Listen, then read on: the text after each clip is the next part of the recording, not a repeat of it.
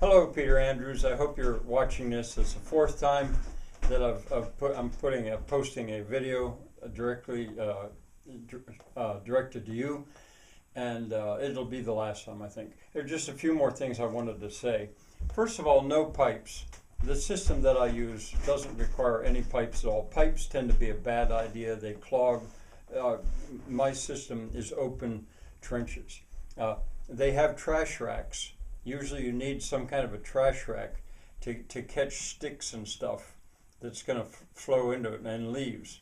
That can just be several sticks. It doesn't have to be anything fancy. It's called a trash rack. They require daily walking. In Switzerland, in French Switzerland, the guy's called a maître de bis, the master of the bisses. They require tending. You don't just do them and go away. This is low fossil fuel, very low, almost no fossil fuel, but a lot of labor intensive, you might call it, although it's a very pleasant labor indeed. Irrigation and drainage are the same system for me, except for the very first bis that brings the water there. That usually has to be sloped to get the water to the field that you're wanting it to, but once it's there, everything is level. You can just shut stuff off or open hatches and let the water down through. Irrigation and drainage, same thing. So who's going to do all this labor? People from the cities. Now here's something that's different. This is political, I suppose, and you may not like it. Country people usually don't. I think the cities are going to have to be abandoned. They are I don't want to say the biggest problem, but they probably are the biggest problem. Cities and the culture that goes with cities. They are not sustainable. And where are those people going to go? They're going to go out into the countryside. What are they going to do? Well, they're going to farm, garden as best they can. They'll do something, and this would be a good thing for them to do. So, in the United States, there was an expression, 40 acres and a mule, when they were opening the West, settling it, invading it, really. I think sort of more in terms of the future is going to be a quarter acre and a hoe.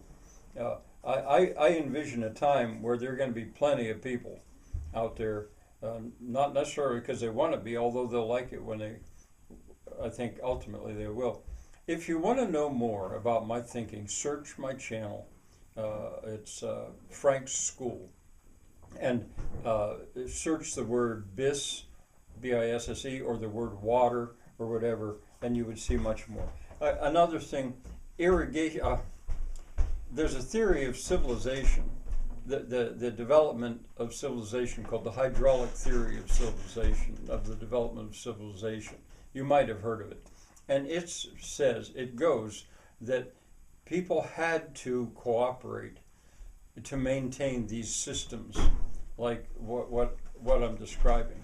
They had to set up rules, they had to agree, and that's how civilization came about. And then finally I'll say, I think of this, what I'm doing, as a revolutionary acts, almost acts of terrorism in a sense, because they can be done all over the place, they can be done in very small areas, and they would change the flow of water through a system. They would hold it back. It's not quite the same as plugging up all the drains. No, it's not that at all.